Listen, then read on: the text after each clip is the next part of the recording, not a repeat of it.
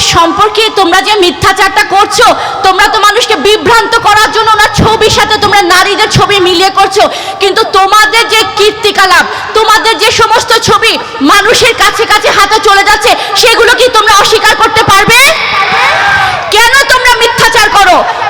আল্লাহর মনোনীত ইমাম, যার মাধ্যমে ইনশাআল্লাহ আবার পৃথিবীতে আল্লাহর সত্য দিন প্রতিষ্ঠা হবে, শান্তির পতাকা উঠবে, সেই মহামানবের ব্যাপারে তোমরা মিথ্যাচার করছো, তোমরা অচিরে ধ্বংস হবে ইনশাআল্লাহ। আমি তোমাদেরকে বলে দিতে চাই, তোমরা যতই মিথ্যাচার করো, যতই অপপ্রচার করো, জেনে রেখো আমাদের মাননীয় ইমামের জীবন, আমাদের মাননীয় ইমামের সম্মানকে আল্লাহ হেফাজত করেছেন। আজকে আমি যখন দাঁড়িয়ে মাননীয় ইমামের স্ত্রী, স্বয়ং স্ত্রী যখন মানুষের সামনে কথা বলি, তারা এটা নিয়েও বাজে বাজে কথা বলে। আমার সাথে ওনার সম্পর্ক কি? আমার সাথে ওনার পবিত্র সম্পর্ক, আল্লাহ যেটা বেছে দিয়েছেন পবিত্র বৈবাহিক সম্পর্ক, এবং সেইটার জোরে আজকে আমি ওনার পাশে দাঁড়িয়ে আছি। কিন্তু তোমাদের পাশে যে নারীরা থাকে, সেটা তো তোমাদের স্ত্রী না, তারা তো তোমাদের জায়েজকৃত, তোমাদের সন্তান না, তোমার আপন বোন না, তোমার মেয়ে না, তোমার মাদ্রাসা স্টুডেন্টের সেই নারীদেরকে নিয়ে তোমরা নোংরা সোংরা সব কাজ করো, আর তোমাদের কীর্তিকলাপ মানুষের সামনে এখন এসে পড়েছে। কাজেই যত বেশি অপপ্রচার করবে, তত বেশি তোমরা পচবে, যত বেশি তোমরা মাননীয় ইমামের গুজব ছড়াবে, তত বেশি আল্লাহ তোমাদের মুখোশকে মানুষের সামনে উন্মোচন করে দেবেন। এবং তোমরা হিজবুত তাওহীদকে জবাই করতে চাও, তাই তো? দেখা যাবে আল্লাহ কার ব্যাপারে কার সিদ্ধান্ত নেন। আমরা বলবো যে আল্লাহ সবচেয়ে বড় সিদ্ধান্তকারী। আল্লাহ যখন দেখেন যে তার মহাসত্য, সত্যের পথে যারা বাধা হয়ে দাঁড়ায়, তাদের ব্যাপারে আল্লাহ নিজেই ফয়সালা করবেন, আমাদের করার প্রয়োজন হবে না ইনশাআল্লাহ। এই মহামানব যিনি নিজের জীবনকে উৎসর্গ করে সমস্ত বিপদকে মাথায় তুলে আল্লাহর দ্বীনকে প্রতিষ্ঠা করতে নেমেছেন, দুয়ারে দুয়ারে যাচ্ছেন, এই কাজ তোমাদের করার কথা ছিল। তোমরা নিজেদেরকে নায়েবে নবী বলো, ওরাসাতুল আম্বিয়া বলো, তোমরা নিজেদেরকে আলেম বলে দাবি করো, তোমরা সর্বোচ্চ জ্ঞানী। ভুলে যেও না, সর্বোচ্চ জ্ঞানী হচ্ছেন আল্লাহ রাব্বুল আলামিন। তোমরা যে জ্ঞান হাসিল করেছো সেটা হচ্ছে মাদ্রাসার জ্ঞান, এবং এই মাদ্রাসা প্রতিষ্ঠা করেছে ব্রিটিশরা। ব্রিটিশদের শিক্ষা দিয়ে সেই ইসলাম পালন করে নিজেদেরকে আলেম বলো, সেই আলেম বলো। আজকে হিজবুত তাওহীদের একটা মুজাহিদের সামনে তো তোমরা দাঁড়াতে পারো না, তোমরা তো আদর্শিকভাবে পরাজিত। কাজে হিজবুত তাওহীদের সামনে দাঁড়িয়েও না, মাননীয় ইমামকে নোংরা নোংরা মিথ্যা মিথ্যা কমেন্ট করো না, এবং বাজে বাজে নিজেদের মস্তিষ্ক প্রণোদিত আইডিয়া মানুষকে দিও না। নিজেদেরকে দাবি করে, আল্লাহকে বিশ্বাস করে, পবিত্র কোরআনকে বিশ্বাস করে, রসুলকে বিশ্বাস করে, যারা নিজেদের মুসলমান বলে দাবি করছে, আসলে যে ইসলামটাকে তারা আঁকড়ে ধরে আছে, সেটা আল্লাহ রসুলের প্রকৃত ইসলাম নয়। শুধু তাই নয়, সম্পূর্ণ বিপরীত। কারণ এই ইসলাম মানুষকে ন্যায়, শান্তি, নিরাপত্তা, মানবাধিকার কিছুই দিতে পারছে না। আপনি কোন পথে চলবেন সেটা নির্ভর করে আপনার জীবনের সিদ্ধান্তের উপরে। আজকে আপনারা এটাই নিজের জন্য নির্ধারিত করলেন যে আমি ঈমান এনেছি, আল্লাহকে ইলাহ বলে মানলাম এবং আল্লাহর দ্বীনকে প্রতিষ্ঠা করব, এই জন্য আমার জীবন সম্পদ আমি কোরবান করব, কারণ তাহলে আমি মুমিন হয়ে আল্লাহর সামনে দাঁড়াতে পারবো, তাই তো? আচ্ছা, এই বিরাট বড় কাজ কিন্তু মুখের কথায় হয়ে যাবে না।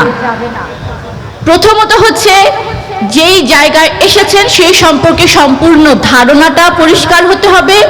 দ্বিতীয়ত হচ্ছে চরিত্র অর্জন করতে হবে। আমাদের এই হিজবুত তাওহীদ আন্দোলনে অনেকে আছেন, অনেকে ছিলেন যারা এই সত্যের উপরে তারা দাঁড়িয়েছিলেন, কিন্তু তারা এই সংগ্রাম তারা করেন নাই বিধায় তারা কিন্তু অনেকেই হিজবুত তাওহীদে থাকতেও পারেন নাই। কারণ মুমিন হতে হলে ঈমান আনতে হবে, জীবন সম্পদ দিতে হবে, দুটা কথা। এই দুইটাই শর্তই আপনাকে আখিরাতে মুক্তি দিবে এবং এই জীবনে আপনাকে শান্তি দিবে। তো এই চরিত্রটা কিন্তু খুবই ইম্পর্টেন্ট। একটা বিষয় সম্পর্কে যদি আপনার ধারণা না থাকে, সেই বিষয়ে কিন্তু আপনার পথ চলা সহজ হবে না।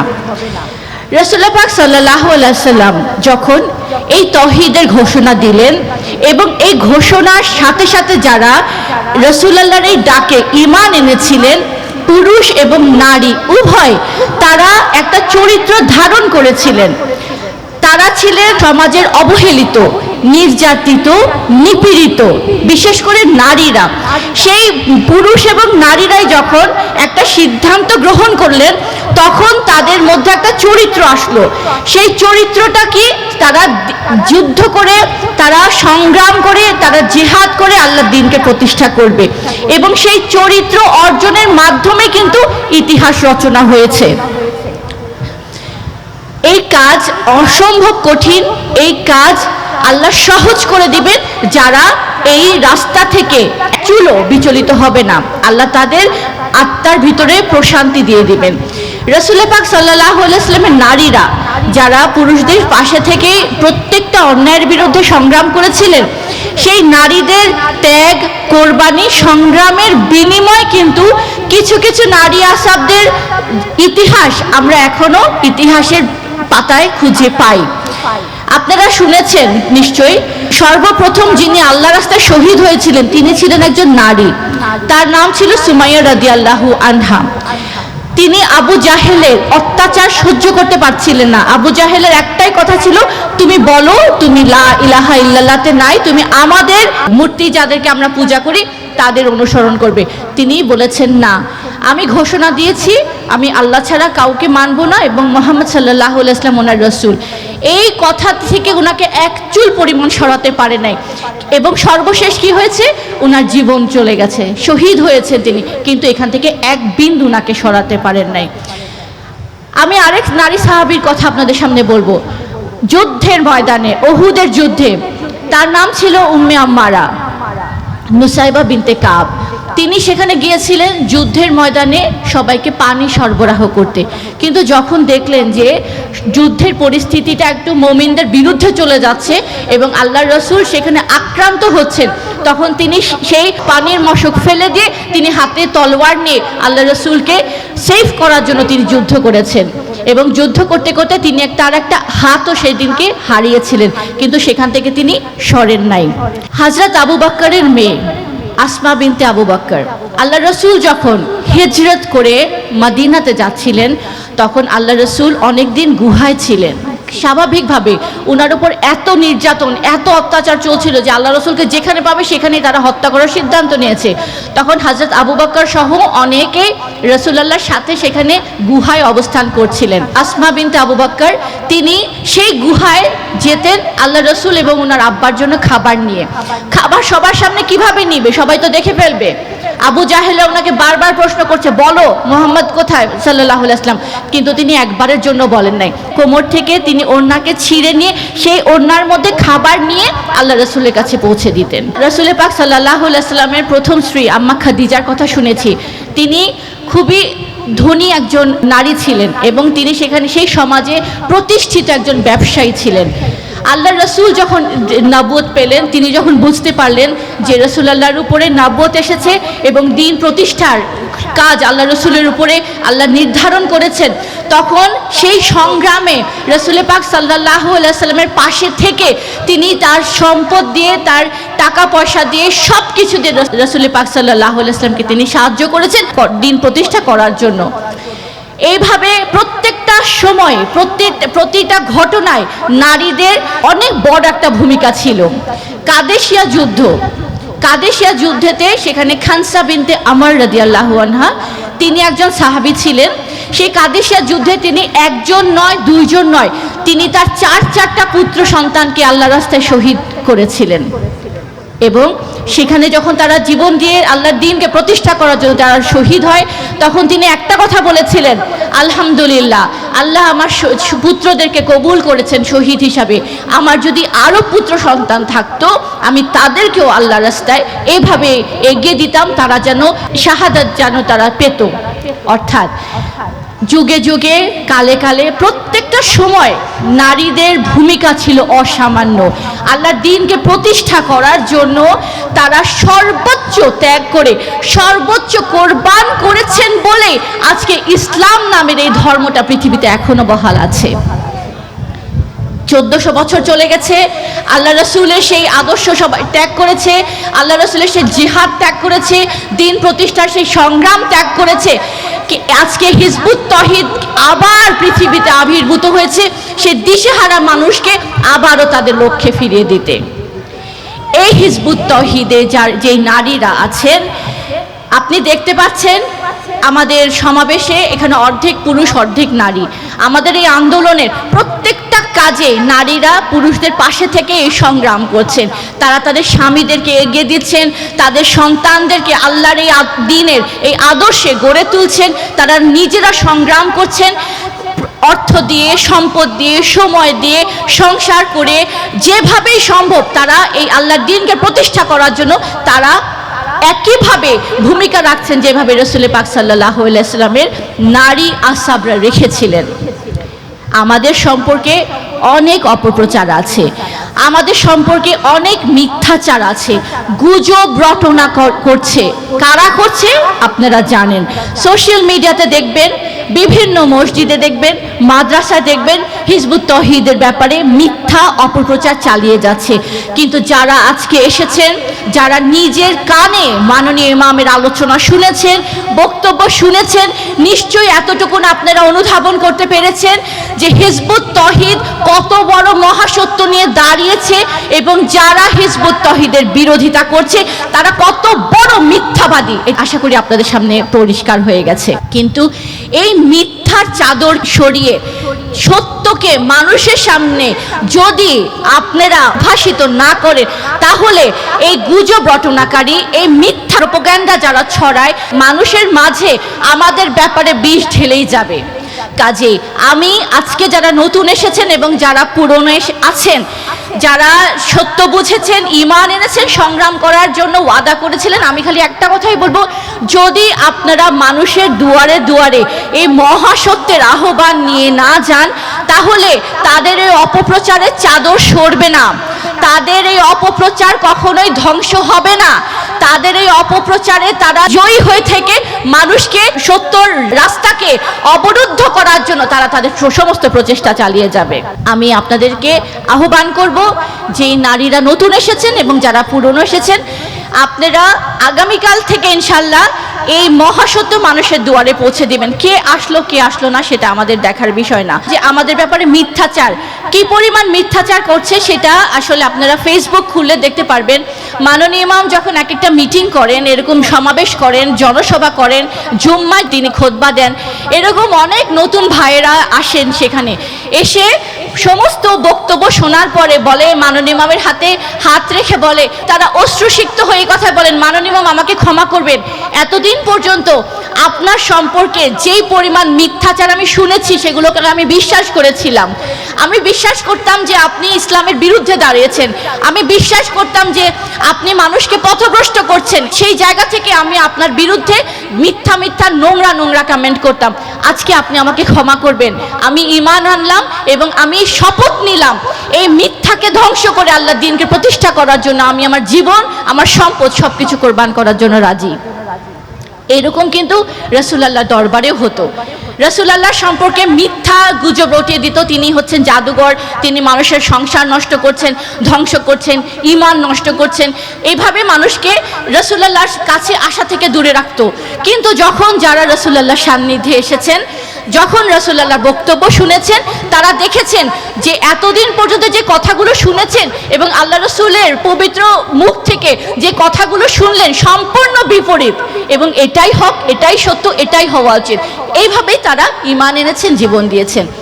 তো এইভাবে আমাদের সম্পর্কে যখন মিথ্যাচার করছে, আপনারা হয়তোবা দেখেছেন যে মাননীয় ইমামকে, আমাদের মাননীয় ইমাম যিনি হচ্ছেন আমাদের এই আন্দোলনের মুকুট, ওনার হুকুমে আমরা আমাদের জীবন সম্পদ কোরবান করার জন্য সারাক্ষণ প্রতিজ্ঞা নিচ্ছি। সেই মাননীয় ইমামকে নিয়ে খুবই মিথ্যা মিথ্যা নোংরা নোংরা কিছু ছবি বানাচ্ছে তারা। কেমন ছবি তারা বানাচ্ছে? মাননীয় ইমামকে নিয়ে AI জেনারেটেড কিছু পিকচার্স, যেখানে মাননীয় ইমাম এবং অনেকগুলো নারী অশ্লীলভাবে ছবি বানিয়ে তারা প্রচার করছে যে হিজবুত তৌহিদের ইমামের চরিত্র দেখো, হিজবুত তৌহিদের ইমাম শুধু নারীদেরকে নিয়েই থাকে, হিজবুত তৌহিদের ইমাম নারী ছাড়া কিছু বুঝে না। এই বাজে বাজে গালি দিয়ে বলছে যে একে হত্যা করা হচ্ছে সবার জন্য ফরজ। 2 দিন আগেও তারা এরকম ঘোষণা দিয়েছে, বড় সমাবেশ করে বলেছে আমাদেরকে নাকি জবাই করাই হচ্ছে এখন সবচেয়ে বড় কর্তব্য, তাহলে সব ঠান্ডা হয়ে যাবে। তো এই যে মাননীয় ইমামের ছবি নিয়ে বিকৃত করে, এআই দিয়ে জেনারেট করে তারা যে মিথ্যাচারগুলো করছে, আজকে যারা এই আলেম নামধারী তাদের কুকীর্তি, তাদের মাদ্রাসাতে বালাৎকার, ধর্ষণ, এটা কি আর এখন লুকানো আছে? এটা কি মানুষের চোখের সামনে এখন আর আসে নাই? আমি তাদেরকে বলতে চাই, আমাদের মাননীয় ইমামের সম্পর্কে তোমরা যে মিথ্যাচারটা করছো, তোমরা তো মানুষকে বিভ্রান্ত করার জন্য ওনার ছবির সাথে তোমরা নারীদের ছবি মিলিয়ে করছো, কিন্তু তোমাদের যে কীর্তিকলাপ, তোমাদের যে সমস্ত ছবি মানুষের কাছে কাছে হাতে চলে যাচ্ছে, সেগুলো কি তোমরা অস্বীকার করতে পারবে? কেন তোমরা মিথ্যাচার করো?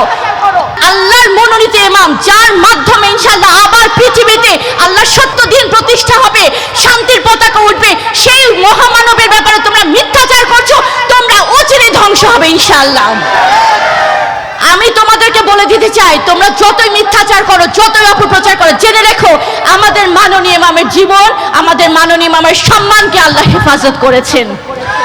আজকে আমি যখন দাঁড়িয়ে মাননীয় ইমামের স্ত্রী, স্বয়ং স্ত্রী যখন মানুষের সামনে কথা বলি, তারা এটা নিয়েও বাজে বাজে কথা বলে। আমার সাথে ওনার সম্পর্ক কি? আমার সাথে ওনার পবিত্র সম্পর্ক, আল্লাহ যেটা বেঁধে দিয়েছেন, পবিত্র বৈবাহিক সম্পর্ক, এবং সেইটার জোরে আজকে আমি ওনার পাশে দাঁড়িয়ে আছি।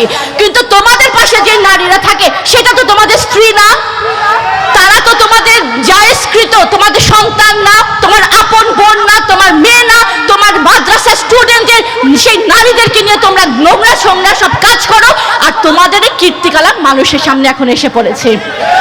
কাজেই যত বেশি অপপ্রচার করবে, তত বেশি তোমরা পচবে, যত বেশি তোমরা মাননীয় ইমামের গুজব ছড়াবে, তত বেশি আল্লাহ তোমাদের মুখোশকে মানুষের সামনে উন্মোচন করে দেবেন।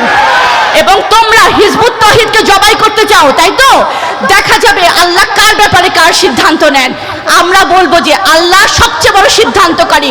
আল্লাহ যখন দেখেন যে তার মহাসত্য, সত্যের পথে যারা বাধা হয়ে দাঁড়ায়, তাদের ব্যাপারে আল্লাহ নিজেই ফয়সালা করবেন, আমাদের করার প্রয়োজন হবে না ইনশাআল্লাহ। কাজেই আমি এই কথাই বলবো, অপপ্রচার করো না, সত্যের সামনে মাথা নত করো, সম্মানিত হবে, সত্যকে আলিঙ্গন করো, পুরস্কৃত হবে। এই মহামানব যিনি নিজের জীবনকে উৎসর্গ করে সমস্ত বিপদকে মাথায় তুলে আল্লাহর দ্বীনকে প্রতিষ্ঠা করতে নেমেছেন, দুয়ারে দুয়ারে যাচ্ছেন, এই কাজ তোমাদের করার কথা ছিল। তোমরা নিজেদেরকে নায়েবে নবী বলো, ওরাসাতুল আম্বিয়া বলো, তোমরা নিজেদেরকে আলেম বলে দাবি করো, তোমরা সর্বোচ্চ জ্ঞানী, ভুলে যাও না সর্বোচ্চ জ্ঞানী হচ্ছেন আল্লাহ রাব্বুল আলামিন। তোমরা যে জ্ঞান হাসিল করেছো সেটা হচ্ছে মাদ্রাসার জ্ঞান, এবং এই মাদ্রাসা প্রতিষ্ঠা করেছে ব্রিটিশরা। ব্রিটিশদের শিক্ষা দিয়ে সেই ইসলাম পালন করে নিজেদেরকে আলেম বলো, সেই আলেম বলো। আজকে হিজবুত তৌহিদের একটা মুজাহিদের সামনে তো তোমরা দাঁড়াতে পারো না, তোমরা তো আদর্শিকভাবে পরাজিত। কাজে হিজবুত তৌহিদের সামনে দাঁড়িয়েও না, মাননীয় ইমামকে নোংরা নোংরা মিথ্যা মিথ্যা কমেন্ট করো না, এবং বাজে বাজে নিজেদের মস্তিষ্ক প্রণোদিত আইডিয়া মানুষকে দিও না। একটা কথা বলে শেষ করব। আমার বাবা একটা গল্প বলতেন। একদিন ভোরবেলা সেই ফজরের সামনে, ফজরের সময় একটা চোর সারা রাত চুরি করেছে। সে সারা রাত চুরি করে পুকুরের ঘাটে গেছে, একটু হাত মুখ ধুয়ে বাসা যাবে। ঠিক দেখছে পুকুরের অপর ঘাটে সেখানে আরেকজন এসেছেন হাত মুখ ধুতে। তো এই চোর ভাবছে যে দেখছো, আমিও সারা রাত চুরি করলাম, চুরি করে এখন হাত মুখ ধুতে আসছি, এই লোকটাও নিশ্চয়ই চুরি করছে, চুরি করে এখন সেও ফ্রেশ ফ্রেশে ঘুমাতে যাবে। ওই অপর ব্যক্তি আসলে গিয়েছিল অজু করতে, তিনি অজু করে সালা কায়েম করতে যাবেন।